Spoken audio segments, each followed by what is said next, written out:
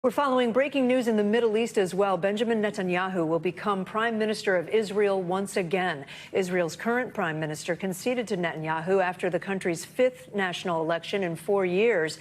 Netanyahu, a right-wing nationalist, was ousted last year after becoming Israel's longest-serving prime minister. He's also facing fraud charges over multiple alleged corruption scandals. NBC News correspondent Josh Letterman joins me now. Josh, explain the coalition that puts Netanyahu back in office, and what could that mean for the direction of the Israeli government?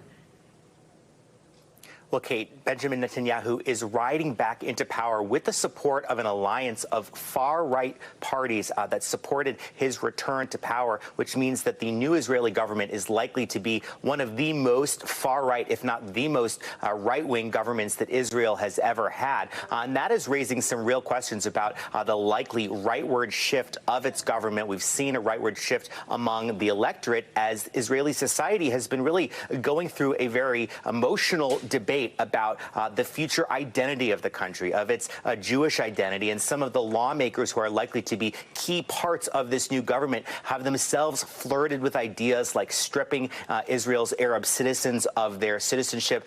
So certainly everyone in Israel is expecting this government is going to be much farther to the right than anything we've seen in quite some time.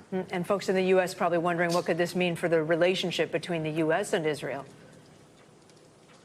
Yeah, it's going to be tough. It certainly makes the prospect of a two-state solution, something the U.S. says it remains committed to, much farther off, even though that already seemed pretty far off given the way things have been going in the last several years. But we know that the U.S. is going to try at least to put on a good face with this new government. We saw the U.S. ambassador to Israel, Tom Nides, say on Twitter that he has already spoken with Netanyahu to congratulate him on this victory and to talk about that unshakable alliance between the United States and Israel. But we know that Netanyahu and President Biden have a pretty difficult relationship. I remember traveling with Biden when he was vice president to Israel on a trip where in the middle of his visit, Netanyahu announced a massive new settlement project that really was an embarrassment for the U.S. leader. There's still hard feelings as well over that speech that Netanyahu gave before, when he was prime minister, to the U.S. Congress, trying to urge them not to support the Iran nuclear deal. So there's been some bad blood in the past that those two leaders will have to try to put behind them as they try to put the U.S.-Israel alliance first and foremost, Kate. Definitely a new phase. Josh Letterman, thank you.